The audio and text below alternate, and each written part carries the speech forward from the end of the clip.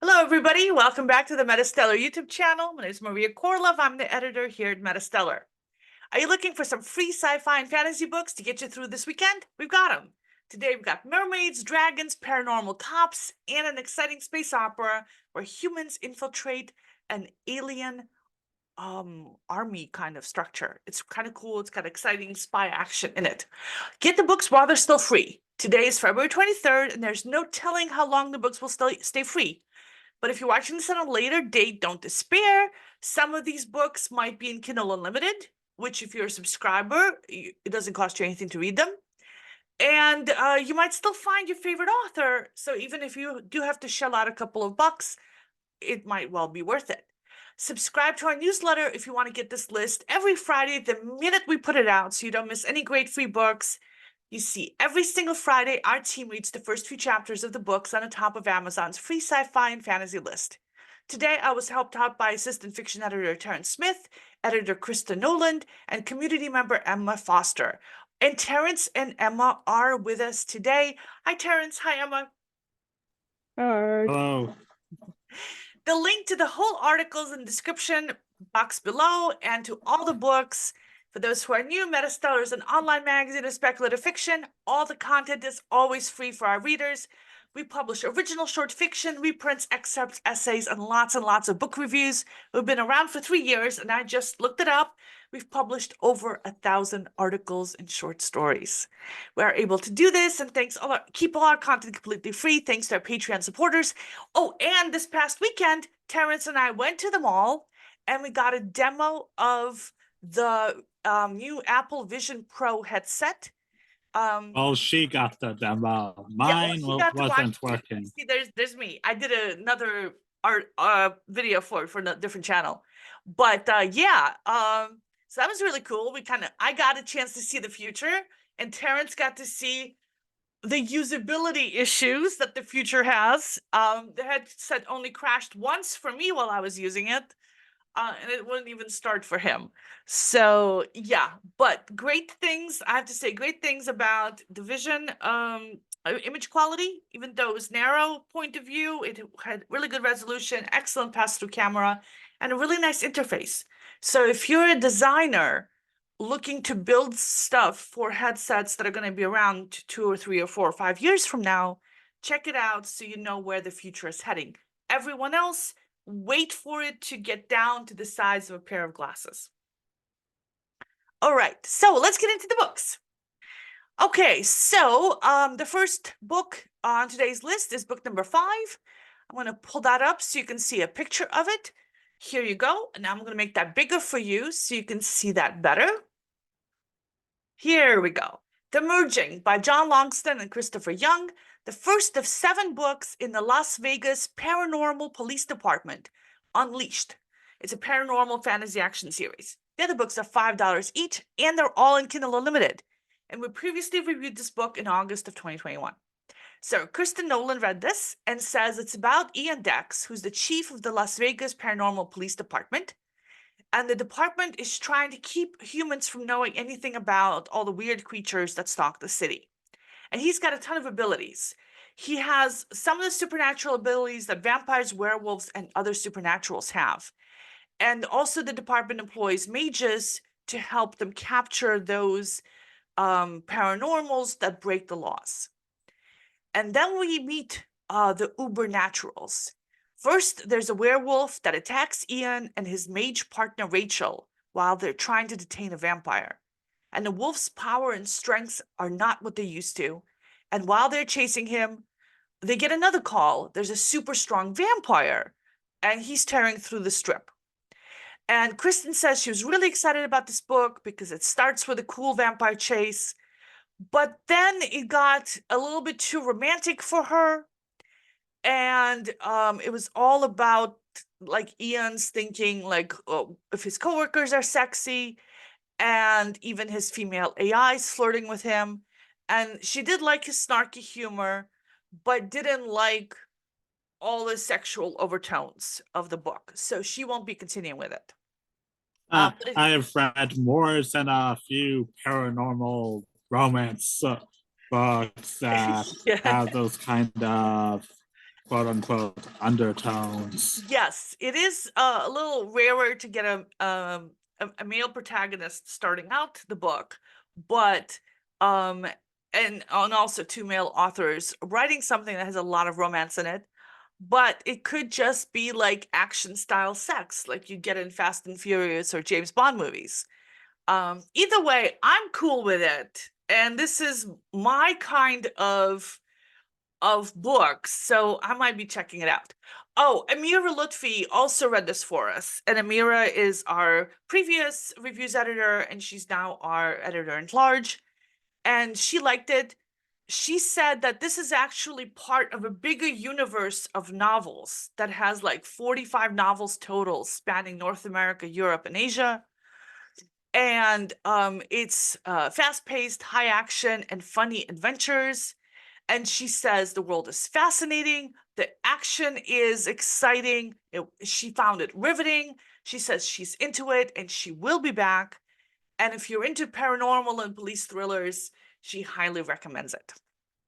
Okay, next we have Mantalantis by Ross Hughes, a standalone book about underwater fantasy or sci-fi or something. This is the author's first time. And Terrence, you read this for us. Is this fantasy or is this sci-fi? I think it's both.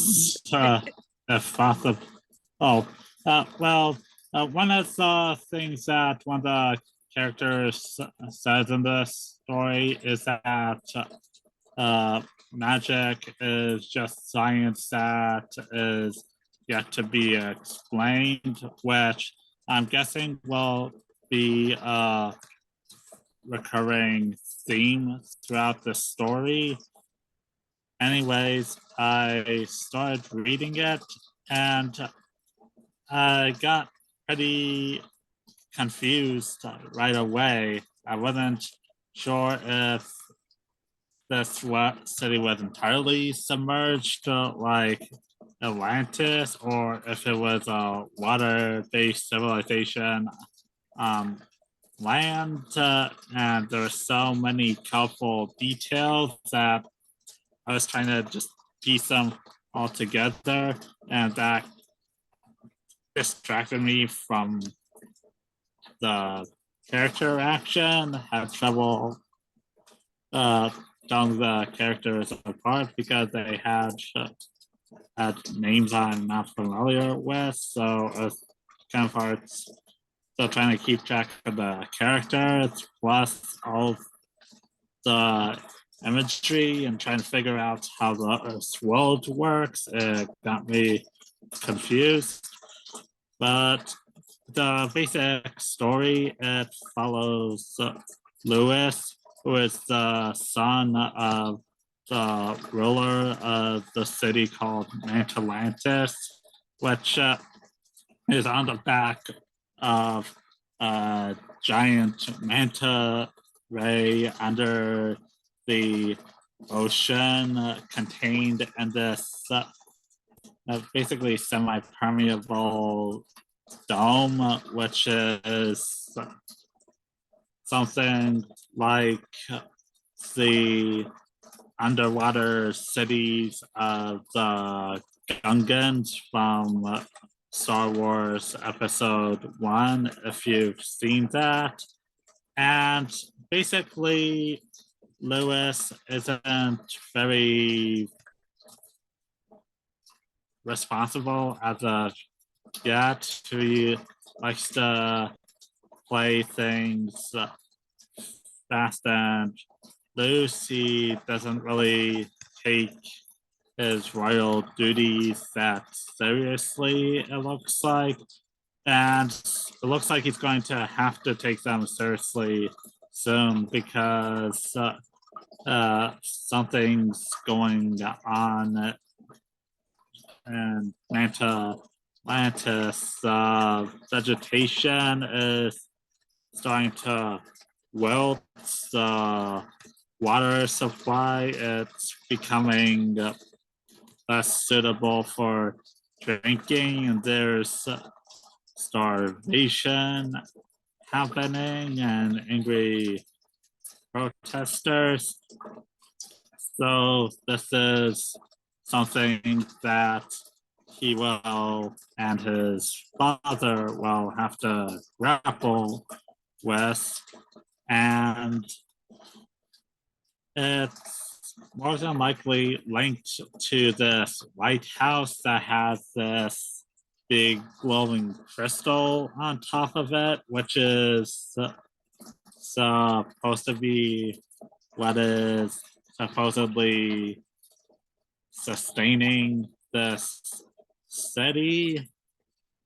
And so the rumors going around that the gem is losing its power, and the people who know about it is trying to keep it all under wraps to not cause more turmoil and chaos. It looks like this book, with its setup of slightly reckless prince of this contained city where there are morning ghosts and specters running in the street. It actually reminded me a little bit of this other video game called Hades, which has a slightly similar premise and actually won a Hugo Award in 2023, which is, I think, the first video game to do so. So definitely check out Hades. It's a really fun game, good characters in it as well. For Mantalantis, I got really confused, like too much detail at once, so wasn't planning on continuing with it. But it might just be one of those stories where, like, once you get past the first chapter or so, you'll get a better grasp of what's going on. Or you could watch Aquaman if that will help you figure this out a bit better. So I want to apologize to our viewers for the background noise. We'll try to figure that out and fix it for next time. I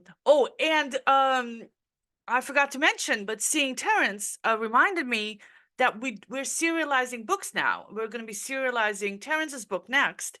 He's got a sci-fi novel. But starting next week, we're going to be serializing a book called Gods and Monsters about vampires during the AIDS epidemic. And we're getting like... Yeah. It's kind of cool because that's our first book serialization, so we're very excited. And in addition to writing books and reviewing books, Terrence also is a video game writer. He works for Game Rant, and he does video game reviews. So when he talks about video games, you know, and comparing them to books, he actually knows a lot about video games and knows what he's talking about. So check out his recommendations. Okay, let's go on to the next book in our list. Book number 3 on today's top 10 bestseller was, let me make that a little bigger so you guys can see it, The Scarlet Thread by D.S. Murphy, the first of 5 books in Fated Destruction, a dark fantasy romance series. The other books are $1 to $4 each, and they're all in Kindle Unlimited. And Emma Foster read this for us. Emma, what did you think of this book? So I really enjoyed this story, like even though it was painted as a dark fantasy romance, definitely when I first got into it, it was very heavily more like the fantasy, the supernatural, even like the mythological. And I thought that was really fun. I thought that was a really cool concept of like combining all those things together. Because you usually don't see like angels and Greek mythological creatures in the same story. So I was really excited, especially after reading the prologue, because The prologue begins with a mysterious old woman. She's coming down the street in the suburbs. She's got these like great wings on her back. She's got like Medusa-like hair, you know. Then all of a sudden she screams and she splits into three people, and it turns out that all three of these people are sisters. And they're carrying around all these different little silver threads. And each silver thread represents a life. And one of them is glowing golden, and the sisters are telling each other, like, the person of this golden thread, you know, this is the person who's going to be strong enough to defeat the mysterious antagonist, whoever that was, because I didn't get to see in the beginning. Like, whoever that was, she's going to be able to defeat him, because eventually our powers aren't going to be a match for him. So they quietly sneak into this girl's house and they find this 3-day-old baby in a crib.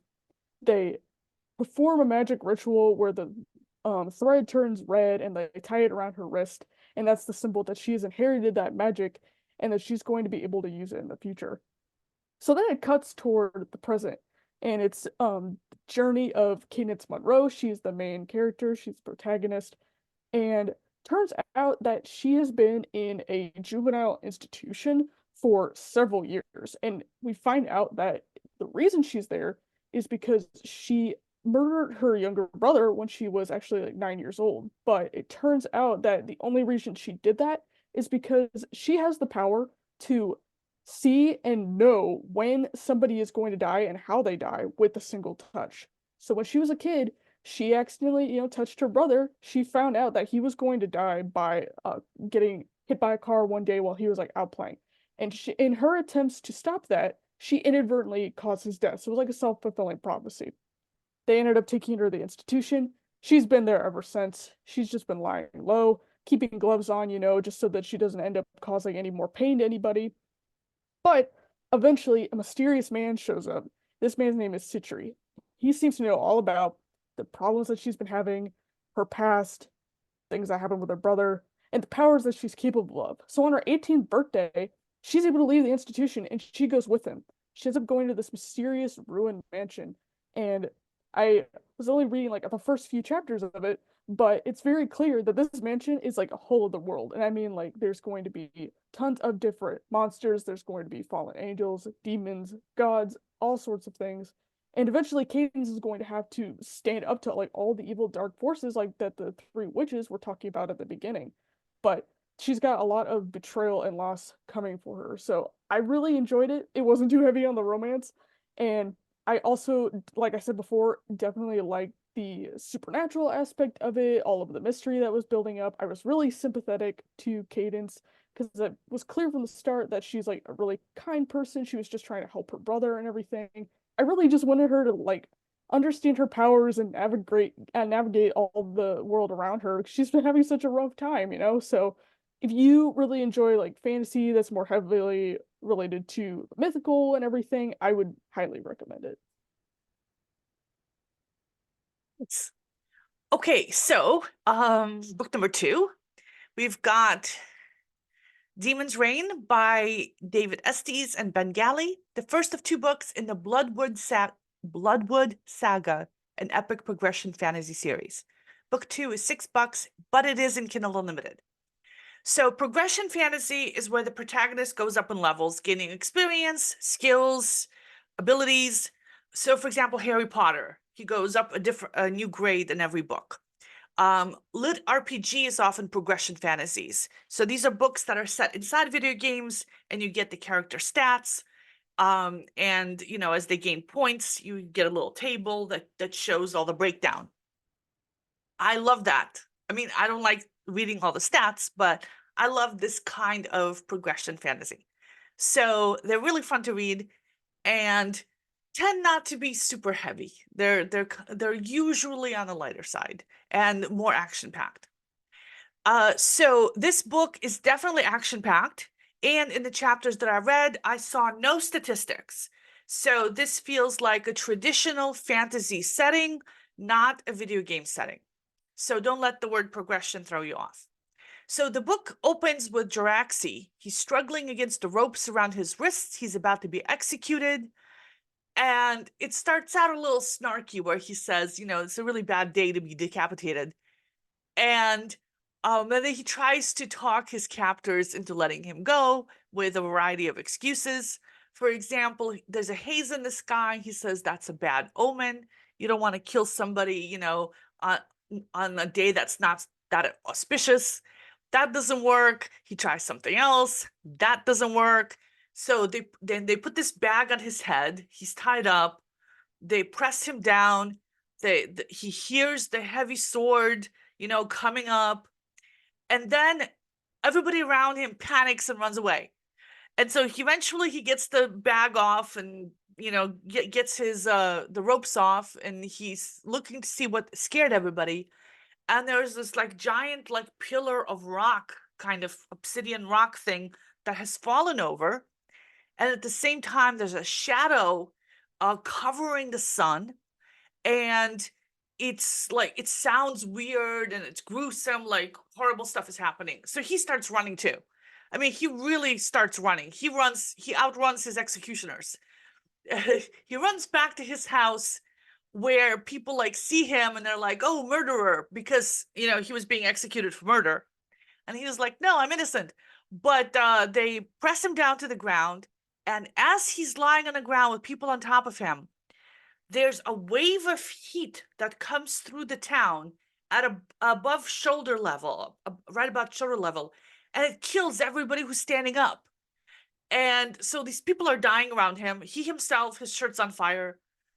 He's trying to get away, and he looks back and he sees the giant hand with brimstone claws that's made of charcoal reaching up out of the shadows and ash, and behind it are these soulless eyes.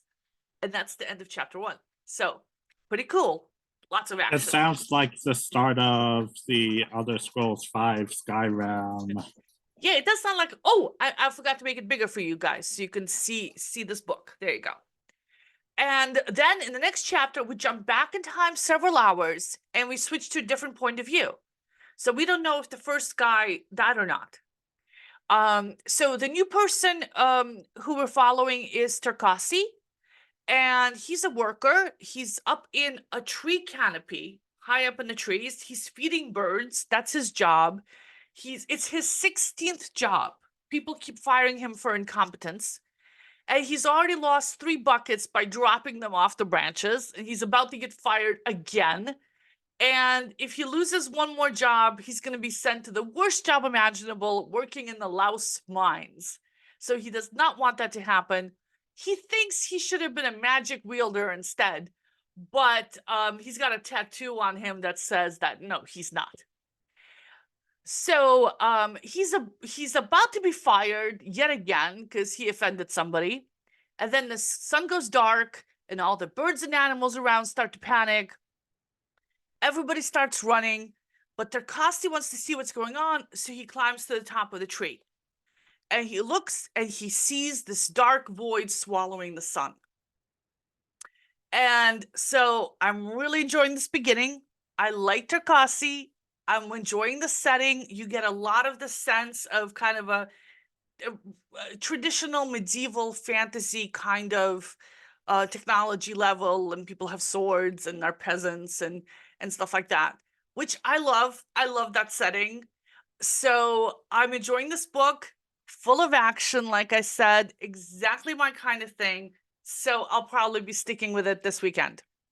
And before I go on to book number 1, which was my all-time favorite book on this list, I want to thank our whoa, that was weird. I want to thank our Patreon supporters.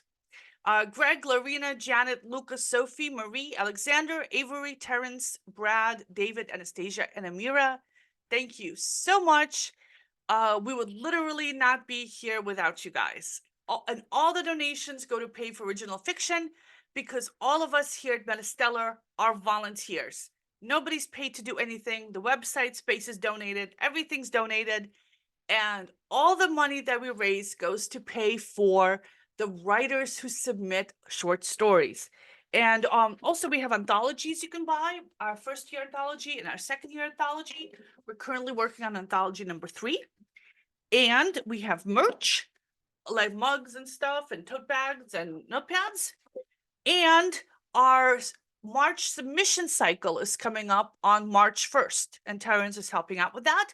And you can submit a short story and we will pay 8 cents a word for it. So absolutely, the link to that is in the description box below as well.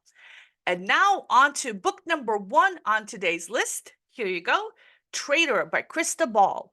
The first of 4 books in the Collaborator, a space opera series. The other books range from $1 to $5, and they're not in Kindle Unlimited.